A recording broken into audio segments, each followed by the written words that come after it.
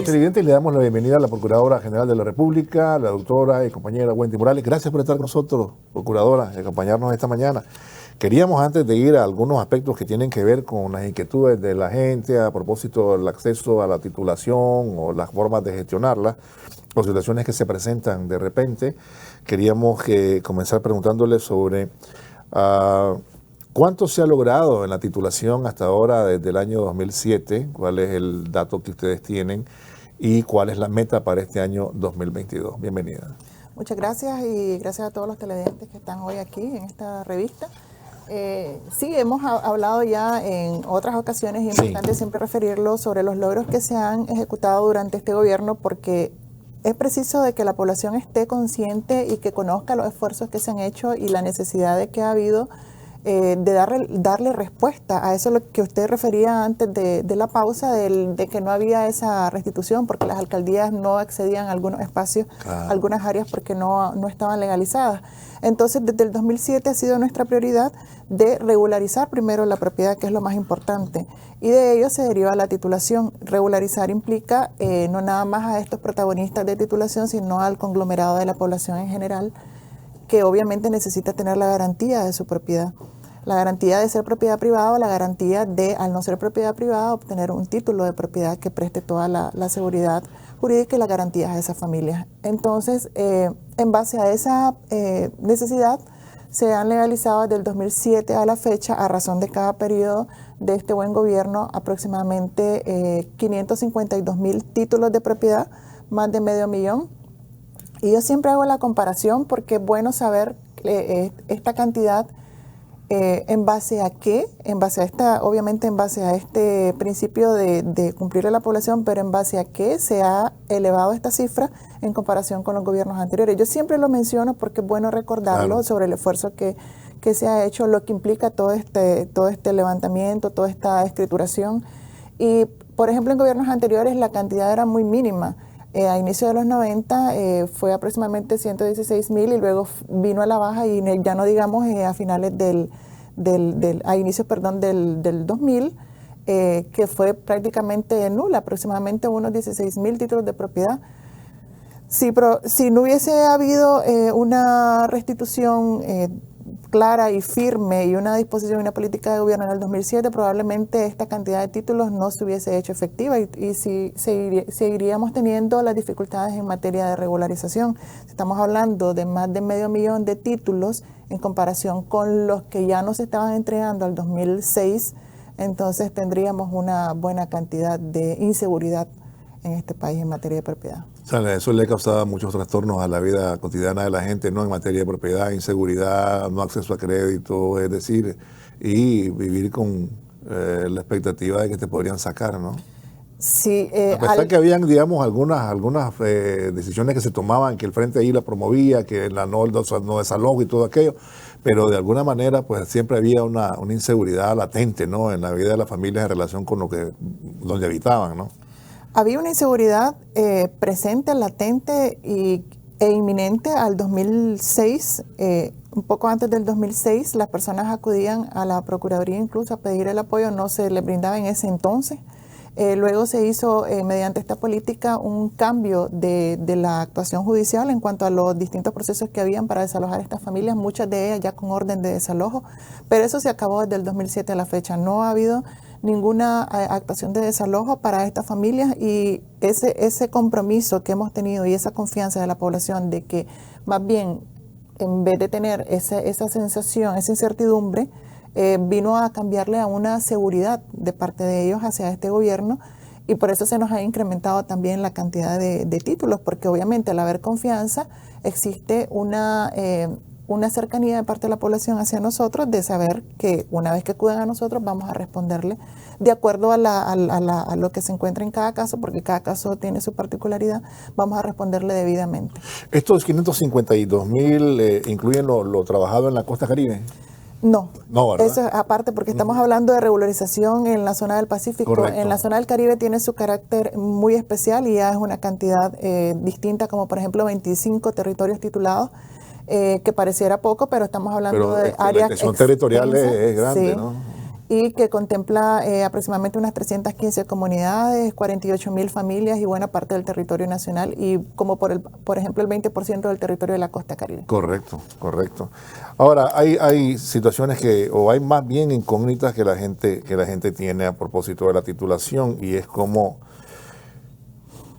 la gente puede lograr participar o ser parte de este programa de titulación. ¿Cuáles son los requisitos? ¿Qué deben hacer? ¿A quién buscan? Si van directamente a la Procuraduría, al barrio buscan a alguien, hay delegaciones. ¿Cómo funciona esto? Sí, siempre tenemos este tipo de consultas de parte de la población, incluso no nada más en nuestras delegaciones, sino también aquí en el nivel central. Muchos acuden a nosotros sin saber, pero precisamente por esa confianza llegan y nos consultan cuáles son los requisitos, por ejemplo, que necesito para poder acceder a un título de propiedad. Básicamente las personas sí, como decía, pueden acudir a nuestras delegaciones, pero también hay que hacer un paréntesis, también pueden acudir a las delegaciones del catastro a nivel nacional, porque cuando las brigadas andan realizando los levantamientos topográficos para fines de instalación del catastro, obviamente la primera persona que tienen a la vista es el técnico del catastro. Entonces pueden acudir al catastro, nosotros tenemos buena coordinación con ellos y también obviamente pueden acudir a todas las delegaciones de la Procuraduría General de la República a nivel nacional. ¿Cuáles son los requisitos? Básicamente es una solicitud formal escrita hacia la Procuraduría General de la República donde manifieste la necesidad de obtener un título de propiedad, donde acredite con sus generales, donde refleje algunos documentos básicos como por ejemplo fotografías de la propiedad que nos permita a nosotros hacer un prediagnóstico al momento de recibir la solicitud y que demuestre que la persona se encuentra en posesión de ese inmueble. También podría ser que adjunte algún recibo de un servicio básico y algunos datos respecto a su núcleo familiar, respecto al tiempo que ha tenido en posesión la propiedad, algún documento de cómo adquirió la propiedad, porque recordemos que muchas transacciones realizadas entre particulares cuando la propiedad no está regularizada básicamente corresponden a cesiones de derecho. Es decir, yo tengo esta propiedad, te vendo este lote, te vendo esta parcela y muchas veces lo hacen de forma verbal, otras veces lo hacen de forma escrita y son las ya conocidas cesiones de derechos. Entonces, ese documento, si bien es cierto, no es inscribible, pero nos sirve a nosotros para seguir una ruta, un tracto sucesivo de cómo la propiedad ha venido siguiendo su ruta y nosotros poder terminar de hacer los diagnósticos registrales y catastrales. Ahora, esta persona, independientemente de que pase el catastro o no, puede hacer este trámite. Sí. Okay. Yo lo digo porque a veces las personas no saben dónde acudir y a la primera persona que tienen, por ejemplo, en las zonas rurales, es al técnico del catastro que trabaja con nosotros también, que anda realizando levantamientos para fines del catastro y perfectamente pueden también acudir a ellos. Obviamente nosotros canalizamos. Este es para el que nunca ha tocado a la Procuraduría, digamos, sí, que nunca se ha acercado. Y que probablemente esté en una zona poco accesible y que ahí sí andan las brigadas. ¿Y quién determina que está en posesión cuántos años? ¿Cómo debe probarlo? ¿A través de constancias de vecinos, del CLS? ¿Cómo funciona? Normalmente las personas dicen X cantidad de años en las que están en posesión y nosotros hacemos verificaciones de entrevistas con los vecinos, vemos un poco la estructura de la vivienda. Es evidente cuando alguien tiene arraigo en la propiedad y cuando no lo tiene. Entonces hacemos todas esas verificaciones y se determina mediante un análisis técnico y hasta social si la persona ha tenido cierta cantidad de años o la cantidad de años que dice, o no ha tenido la cantidad de años que dice, por ejemplo. Hubo también aquí un tema de beneficio hacia las mujeres también, creo que en un momento dado, pero cuando existe un trámite de legalización que ya ha tomado su curso y que está a favor de dos personas, una de ellas fallece o se va del inmueble, ¿cómo funciona? ¿Qué se debe hacer? Bueno, digamos que puede ocurrir que hay dos personas que sean pareja, hay dos personas que son hermanos, hay dos personas que son parientes, no siempre son un vínculo familiar íntimo. ¿Y qué es lo que ocurre en estos casos? Pues, ¿verdad? Suele suceder. Ajá, correcto. Suele suceder. Dos hermanos, digamos, y después dicen, no, es mío, no es del otro, el otro dice lo mismo. Pasan distintas situaciones porque en el tema de propiedad es complicado y establecer un criterio en decir esto se tiene que hacer es bien complejo porque tomar decisiones en cuestiones de familia y temas tan sensibles como es la propiedad nos causaría a nosotros como Procuraduría, como Estado y como Gobierno un problema serio. Entonces, en ese sentido, nosotros hemos trabajado también con la DIRAC cuando son los conflictos muy candentes en cuanto a que es difícil dirimirle el conflicto, pero básicamente cuando son consultas básicas donde no existe ese nivel de conflicto, si por ejemplo son hermanos o son pareja o fueron pareja y uno de ellos falleció o abandonó la propiedad, el que queda en posesión puede presentarnos, por ejemplo, una declaratoria de herederos o puede presentarnos también una solicitud escrita y nosotros hacemos las verificaciones para constatar que no haya ningún conflicto, porque también suele suceder de que una de las personas se retiró porque fue a trabajar al extranjero y no necesariamente ha habido esa diferencia o ha renunciado a su derecho a su solicitud de legalización. Eso le iba a preguntar, no necesariamente el que abandona pierde el derecho, ¿no? No, y tampoco lo pierde el que salió al extranjero a Por trabajar. eso tampoco ese no pierde, fue por una necesidad, por una situación. Y a lo mejor hubo diferencia en la familia, el hermano se molestó y el hermano aprovechó la solicitud y dijo, mientras él esté fuera o ella esté fuera, voy a ir y aprovechar y hago la solicitud a mi nombre.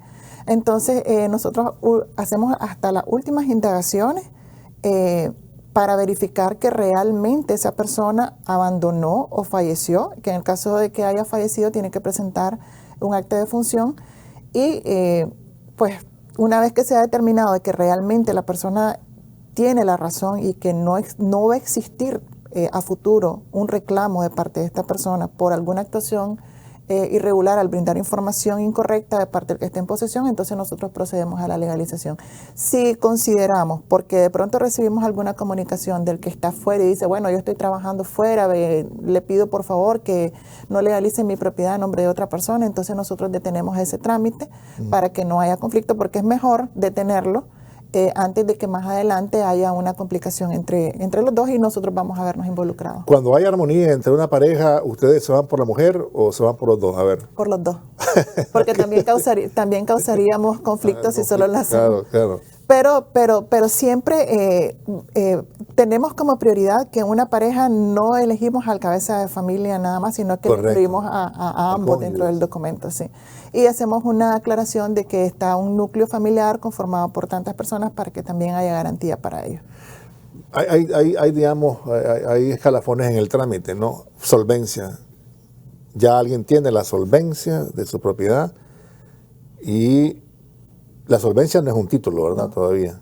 Es un título provisional. Provisional, correcto. Sí, corresponde a una garantía. La solvencia te da la garantía de que ha sido aceptado para fines de legalización. Y es un documento que sirve también para que la persona se sienta segura en su propiedad. De que ya eso es de él. Lo único que aplicaría en el transcurso de entre la solvencia y el título de propiedad es un proceso de verificación. Bueno, aparte que la solvencia está regulada por la ley, es un proceso de verificación que nosotros hacemos. Por eso mismo que todas las propiedades son distintas, que tiene que ver con inspección de campo, esas consultas que le mencionaba de verificación, de actas de verificación registral, catastral y el traspaso al Estado a través de las distintas figuras que nos facultan para realizarlo. Bueno, tiene la solvencia y él viene y desmembra la propiedad por la vía de hecho de otra persona, aquella persona compra de buena fe y construye ahí su lote, construye su vivienda, construye algo, ¿y qué pasa ahí? Que eso básicamente... Es muy común, ¿no? Es muy común. Es muy común. La gente no espera y dice, bueno, ya es mío, ya voy a vender un pedazo y con eso arreglo ya mi casita y qué sé yo. Pues. Pero más que venderlo, eso sucede cuando, por ejemplo, está una casita con un patio y entonces los hijos van creciendo o tienen su propia familia y dicen los padres, bueno, yo te voy a dar el área del patio, aquí área en el patio, y ahí hace tu casita, hace tu cuarto y estate con tu familia.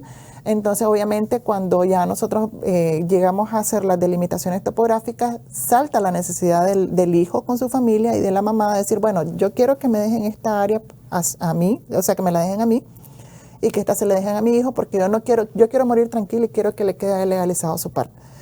Nosotros hacemos la es un esfuerzo, Alcahuetear se llama, ¿no? No. es un esfuerzo doble No, que hacemos. adicional, porque podrían hacer Es un nada esfuerzo. más ella y que ella se encargue luego, ¿no? Con su título de hacer todos los procedimientos. Sí. O él o ella, pues, o sea, entonces, Podría ser, para nosotros sería, por decirlo de esta forma, más fácil decirle, bueno, señora, le entregaríamos su título a usted, y pero usted luego la desmembra. y usted Pues. luego hace lo que usted considere, pues la puede desmembrar, dividir. Ah, en bueno, pero otras. cuando tiene un título, perdóneme, ella no puede vender, entonces, o él o la ella no pueden solvencia vender. cuando tiene un título puede hacerlo, cuando tiene la solvencia también puede hacerlo. O sea, lo hacen. De hecho, se hace porque... Pero no es legal, ¿no? ¿Cómo no? Perfectamente ellos pueden hacer la desmembración venta. de hecho y la venta. Ahora, Pero la desmembración es una venta, ¿no? si es una venta y luego esa persona a quien se le desmembró acude ante nosotros para que hagamos este trámite de delimitarles a ellos. Ah, no tienen una prohibición de años, dice, no puedes vender esto en tantos años porque el gobierno te ha favorecido. Sí con tienen este una título. prohibición, pero En la realidad, en la realidad, pues cuando se tiene una solvencia, las personas tienen la necesidad de hacer, por ejemplo, en este ejemplo, la división, pues, esta señora para su hijo, entonces lo hace. Cuando nosotros volvemos a llegar y hacen de nuevo y un nosotros trámite. volvemos a hacer otro. O sea, que en vez de solicitar... Un título puede tener 2, 3. En vez de solicitar una aprobación de un plano por X áreas, hacemos la solicitud por 2 planos y eso implica un levantamiento, implica una verificación, implica una división en el antecedente para pasar al Estado y entregamos los documentos a ambas personas para que no haya conflicto, porque precisamente de eso se trata este gobierno, de facilitarle a la que no haya familia conflicto, todos estos sí. trámites y que no hayan conflictos. Y la gratuidad... ¿Y si no son familiares, procuradora? Si no son familiares, igual porque la regularización va para todos. La regularización no establece que si son familia o no son familia, sino que haya seguridad, que haya paz, que haya tranquilidad en todos los poseedores de las propiedades. Ahora, que también puede ocurrir, ¿qué pasa si el que posee una propiedad dice, yo ya tengo mi escritura? Cuando estamos haciendo los censos en los barrios o en las parcelas rurales, o cuando las brigadas del catastro están haciendo los levantamientos topográficos para fines de instalación del catastro, nos podemos encontrar, obviamente, alguien que diga, yo no necesito que me legalicen, yo ya tengo mi escritura. Y pues ya la tengo inscrita. Con eso basta. Sí, nosotros... Piensan ellos, con eso basta. Sí, porque es una propiedad privada. Eso pasa porque nosotros vamos en todos los barrios haciendo los censos y haciendo los levantamientos previo estudio de un mapa catastral que nos dice más o menos por dónde anda registralmente y Esa catastralmente. privada, digamos, que viene de herencia familiar o eso, Sí. eso no lo tocan ustedes. No. Entonces lo que nosotros hacemos es que tomamos el dato para poder actualizar el catastro de esa persona que nos dice, esta es mi propiedad, yo ya tengo mi escritura porque me la dio mi papá y aquí está inscrita. Entonces nosotros tomamos los datos de inscripción, actualizamos en el catastro y registramos como una propiedad privada. No sucede nada. Si las familias nicaragüenses ven a los brigadistas, a los técnicos que llegan a su vivienda y le hacen las preguntas, no tengan temor de que nosotros vamos a alterarle su tracto sucesivo. Claro. No, más bien nosotros lo que hacemos, porque recordemos que esto no nada más, como decía al inicio, es de titulación, esto es de regularización y también tiene que ver con actualización del catastro para fines de que ahí se ratifica que esa propiedad es privada. Bien. Una complicadita, pero antes, sí, esta es complicadita, pero bueno, me parece, yo no soy usted la experta. Hay, digamos, una persona y dice, no, yo cuento ya con mi título no inscrito, pero data de los 80, que aquí hay otro problema, de repente son ciertos, de repente no son del todo legal, hay de todo aquí, ¿no? Imagino que este es un asunto bastante, no engorroso, pero sí complicadito, ¿no? ¿Qué pasa en este caso? Yo voy a de los 80, hermano, me dieron mi título, aquí está, mira, está firmado, esto es mío. De primera, que todos los títulos emitidos durante los 80 tienen la garantía total y completa en cuanto a la veracidad de la información, siempre y cuando sea legalmente emitido. Correcto. Y que no haya sido falsificado, que eso también nos ha pasado. Nosotros tenemos un registro de todos los títulos que se emitieron y están con los nombres de los beneficiarios, porque también pasa de que toman el documento en cuanto a quienes han falsificado y solo cambian los nombres. Es una experticia para solo cambiar y quedan como que sin nada pasado, pero nosotros que ya conocemos el tipo de documento, entonces es más fácil identificar cuando eso sucede. Entonces, de primera, que los títulos emitidos en ese tiempo prestan todas las garantías, siempre y cuando sean legalmente emitidos. Eso no hay ninguna duda. Sin embargo, hubo también algunas asignaciones que se dieron en los 90 o títulos que no fueron inscritos en ese momento. Y obviamente la tierra cambia, por esto que hemos estado conversando de que pueden haber desmembraciones, pudo haber habido venta de la cooperativa, terceros, el tercero ya le vendió. Que ocurre mucho eso, ¿no? Entonces, bueno, eran tantas manzanas y nos pusimos de acuerdo 4 de 10 y vendimos. El otro quedó enojado, pero se vendieron 4 manzanas, ahí ya hicieron una notificación, una organización. ¿Qué pasa ahí? Entonces nos toca hacer la revisión del título, si él está legalmente emitido, hacemos los levantamientos, las verificaciones, y si las personas se someten, porque eso tiene que ver también con voluntades de los poseedores, a ese proceso de ordenamiento y que nosotros nos encarguemos de la inscripción del título, entonces lo hacemos. Pero también están estas asignaciones de las alcaldías, por ejemplo, que solo era un documento en blanco donde decía lote 10, no tenía dato registral, no tenía dato catastral, solo era una asignación de la ubicación y el lote. Entonces esos documentos tienen que acudir ante nosotros, no son inscribibles.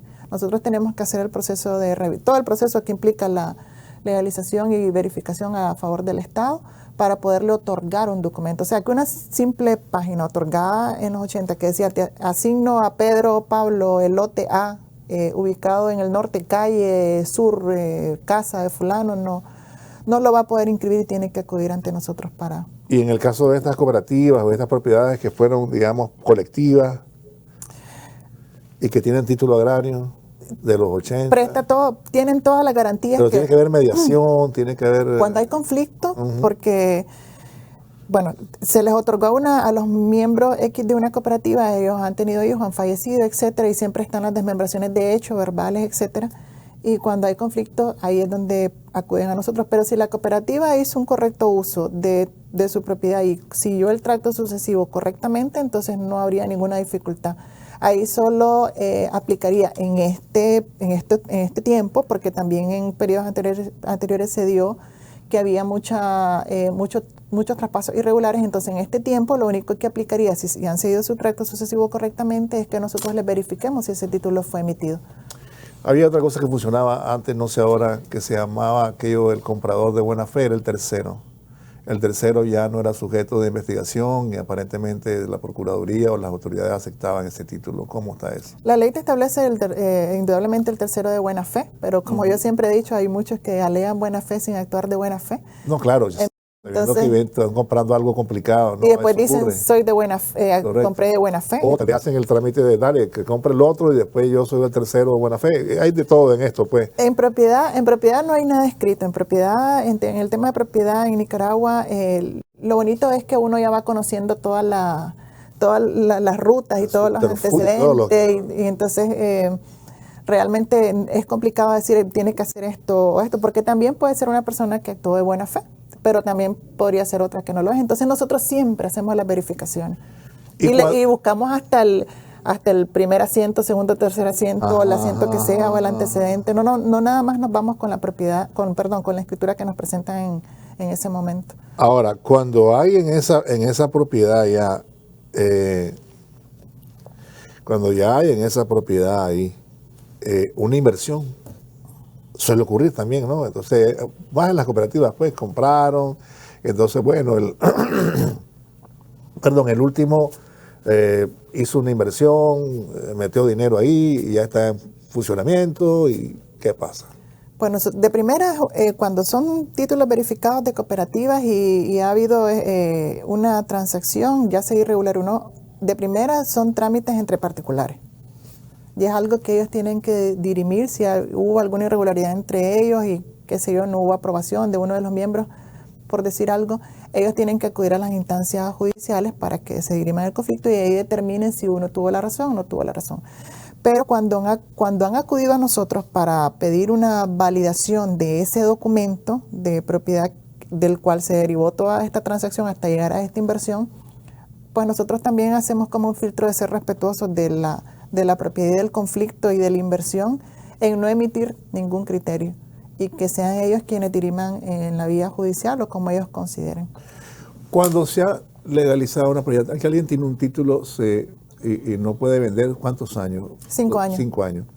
Pero él vende, es una cesión de derecho lo que vende o vende.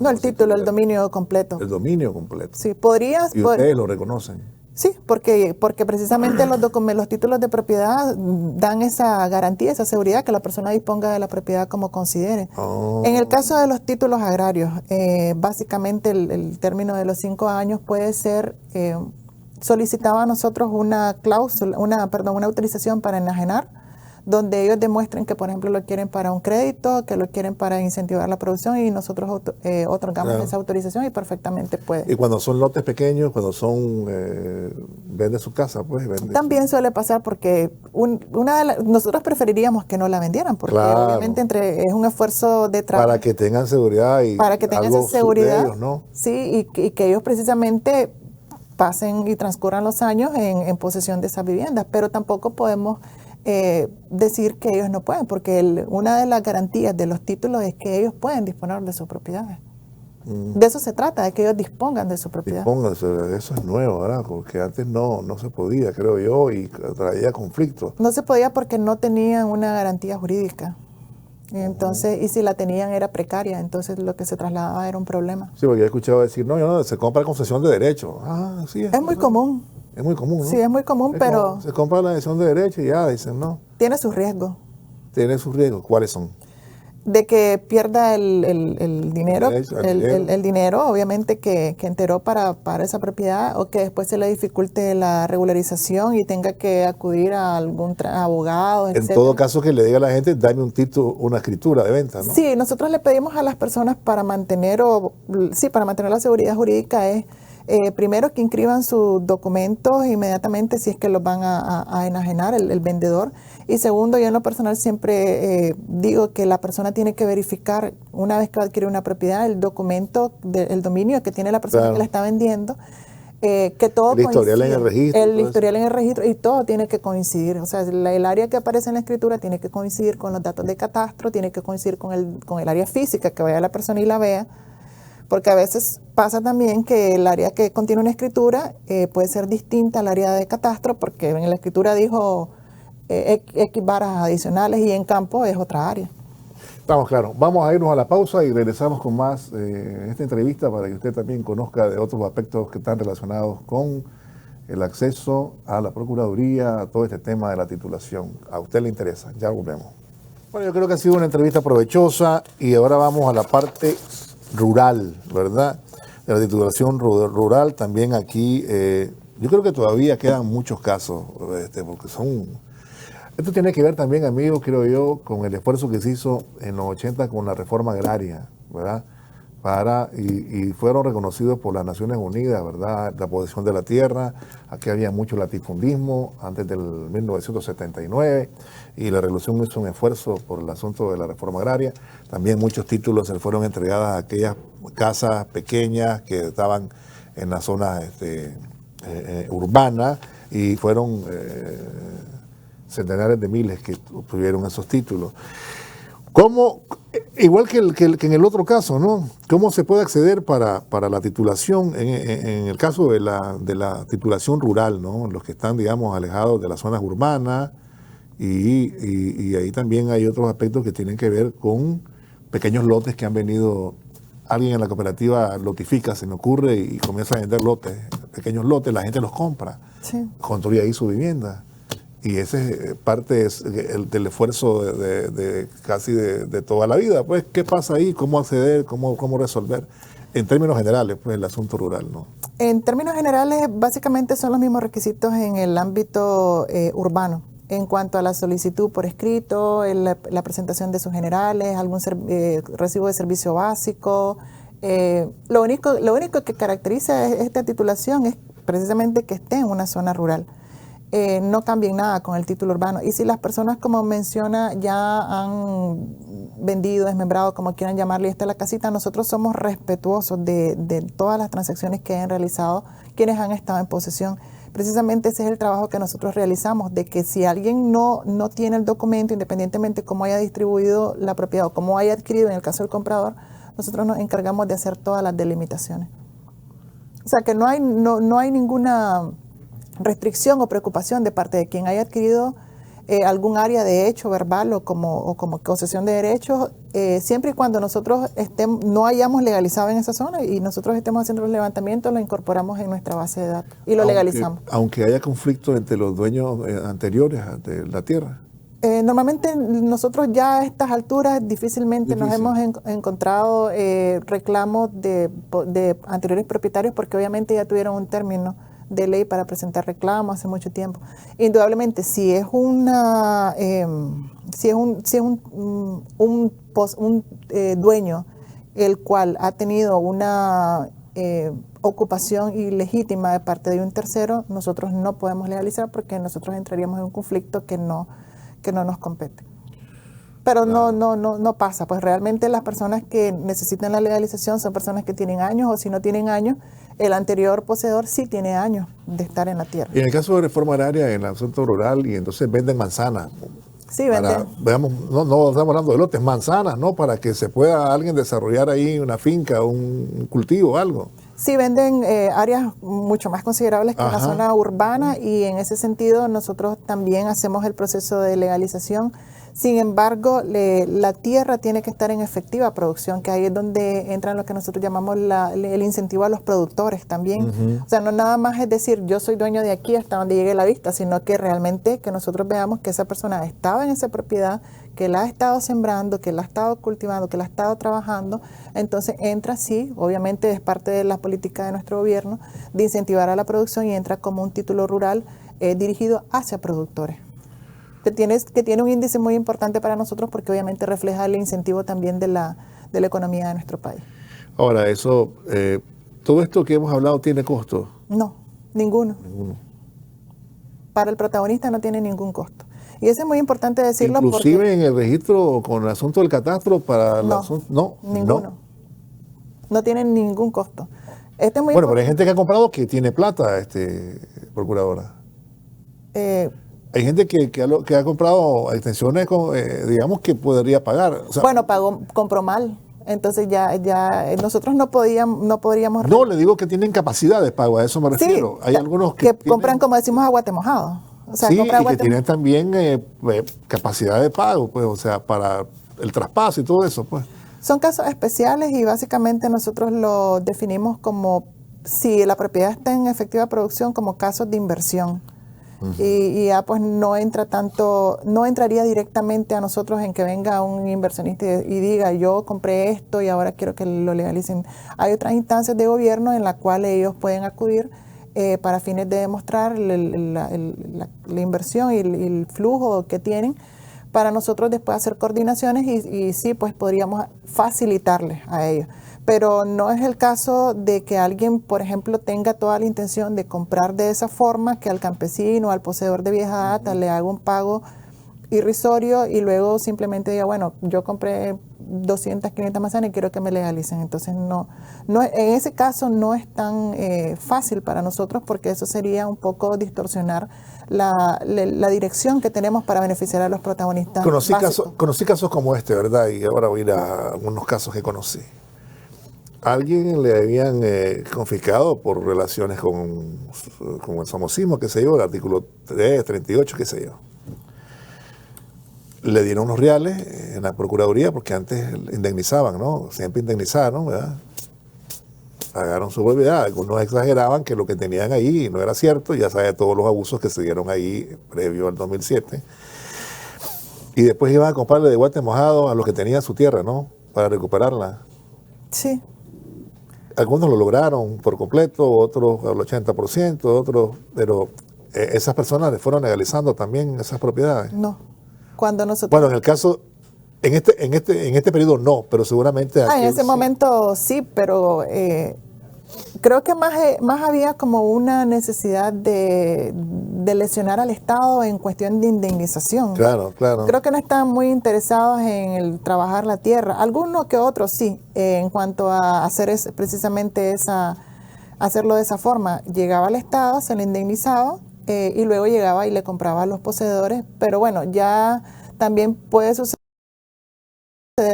dos situaciones. La primera es que haya sido coaccionado y que pues no hayan actuado de forma irregular, falsificando documentos o lo que sea, y la otra es que la cooperativa haya vendido también de su libre voluntad. Y en esos casos difícilmente poder decir de que fue irregular porque la cooperativa accedió a esa venta. Pudo pasar. Ahora, en el caso de los productores, usted más o menos lo ha mencionado, ¿no? Pero ahí también hay algunas, digamos, ventajas para regularizar los títulos de los productores, ¿no? Si la propiedad, por ejemplo, no tiene ningún documento, eso limita al productor, primero en cuanto a la venta, si quisiera venderlo con una autorización de enajenación de parte nuestra, claramente demostrado, porque no tendría ningún documento, excepto que alguien se arriesgue a pagarle menos algún monto pactado a cambio de la tierra. No tiene ningún documento, podría alguien aprovecharse y decirle, bueno, no tengo garantía de lo que estoy adquiriendo, te ofrezco X cantidad de dinero. Sin embargo, si la persona, el productor, las familias productoras tienen este documento, precisamente les permite a ellos poder hacer esa transacción, esa oferta y demanda y poder establecer un precio justo de la tierra e incluso puede acceder a créditos que le permitan continuar incentivando la producción. Así es que la garantía del título de propiedad es increíble en cuanto a que la persona no tiene preocupación para poder disponerla como considere. Claro, que no es lo mismo a no tener ningún documento y no acceder, por ejemplo, a estos créditos que refería. No, claro, y usted decía que cuando se demuestra que se está produciendo la tierra, pues y ahí ha sido un comprado de buena fe, está bien, tenemos algunos que se han estado reportando acá. Ahora, eso de las exposiciones públicas que realizan las brigadas de técnicos del INETER, que son topógrafos, ¿cómo es eso de las exposiciones públicas? Voy a compartirles Las exposiciones públicas están contenidas dentro de la Ley General de Catastro y tiene que ver porque para poder legalizar nosotros necesitamos que la información esté claramente definida en registro y en catastro, y para ello, si una zona está no catastrada, entonces el catastro del INETER tiene que hacer los levantamientos topográficos, básicamente, como he referido en otras ocasiones, en la zona céntrica, en la zona del centro de Chontales, Río San Juan, Buaco, en esas zonas donde no hay un establecimiento del catastro, sino que funciona a través de las alcaldías. Lo que se ha trabajado durante todos estos años es instalar el catastro en estas zonas y que haya un mapa catastral como hay en la zona del Pacífico. Claro. Entonces andan las brigadas precisamente haciendo, como decimos, un barriendo, levantando la información de todas las parcelas rurales. Y por ejemplo llegan a un área y la persona dice, bueno, yo soy el poseedor, me llamo Pedro, Pablo, etcétera. Mi área es de 10 manzanas, entonces los compañeros levantan la información, levantan la encuesta, hacen la medición y así van por todos estos departamentos. Obviamente la información tiene que estar precisa en los mapas catastrales y se hacen estas exposiciones públicas, que es donde se le presentan a la población de X territorio previamente determinado donde ha pasado la brigada, y se le presentan los mapas y se le presentan toda la información. Ahí están todas las fichas de todas las personas que se levantaron. Entonces usted, por ejemplo, fue poseedor de una tierra y llegó el barrido y le levantó, entonces usted llega y dice, bueno, usted pasó hace como un mes por mi propiedad y yo le dije que yo era fulano, que tenía X área, entonces quiero verificar si usted levantó correctamente esta información, porque esa información va a quedar en la base de datos del Catastro Nacional. Entonces la persona puede llegar, estos son algunos brochures que nosotros distribuimos del Catastro de la Brigada, donde básicamente dan los pasos de cómo la persona puede acudir, que son tan sencillos. Nosotros hacemos unas notificaciones masivas que la coordinamos con las alcaldías, donde le decimos en X lugar va a haber una exposición pública y la persona llega y presenta su identificación. Bueno, quiero ver mi ficha, yo soy tal persona, sí, esta es mi área, o no estoy de acuerdo porque usted levantó mal, yo lo que le dije que eran 15 manzanas, no eran 10. Entonces ahí las personas verifican que esa información que se levantó de parte de esta brigada topográfica va a estar correctamente insertada en una base de datos. Hay una parte muy importante, porque nosotros recibimos mucho este tipo de consultas, que nosotros tenemos una línea gratuita que es la 1-800-1002, 1-810-02, donde las personas pueden hacer las consultas respecto a todos los levantamientos que se andan realizando.